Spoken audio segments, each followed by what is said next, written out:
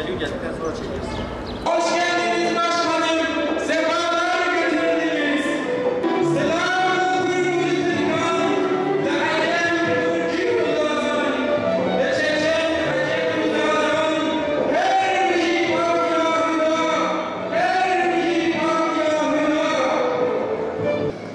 İnsanların içine düşürüldüğü manevi buhrandan, maddi yoksulluklardan, ezilmişlik ve dışlanmışlıklardan kurtuluşun ancak özüne ve fıtratına dönmesiyle mümkün olduğuna inanarak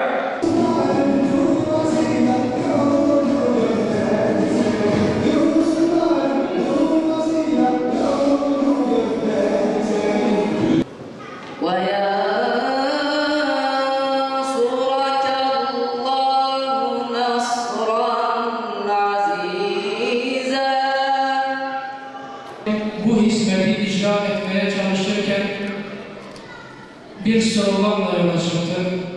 Bizim bir sloganımız vardı.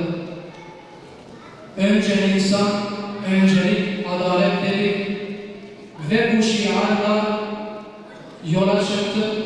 Yolumuza devam ediyoruz inşallah. Önce insan dedik. Bütün mahlukat içerisinde İnsan denen varlık en değerli, en mükerrem varlık olarak yaratıldı. Gerçekten de hani sloganımıza baktığımızda neden önce insan dediğimizde belki insan olmazsa varoluşunla bir ehemmiyeti, bir anlamı olmayacaktır.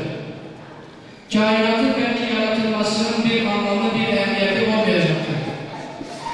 Dolayısıyla bütün mahluklar, bütün kainat içerisinde en değerli varlık olan insanı öncelemek ve insanı öncelerken insanın huzurlu bir hayat yaşaması için de adaleti tesis etmek, adaleti yaşamın temeline koymak, bu şekilde hayatı, yaşamı bunun üzerine bina etmek gerekiyor.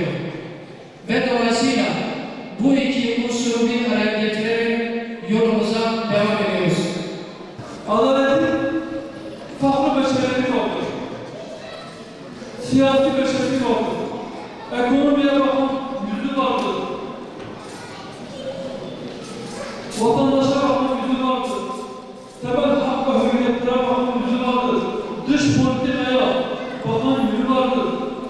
Adaletin yerine gelmesi için önce insanca bir yaşam lazım.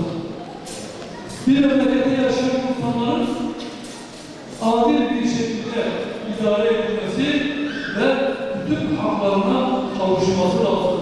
Alın terinin sürdürülmemesi lazım. Emeğinin hakkını alabilmesi lazım.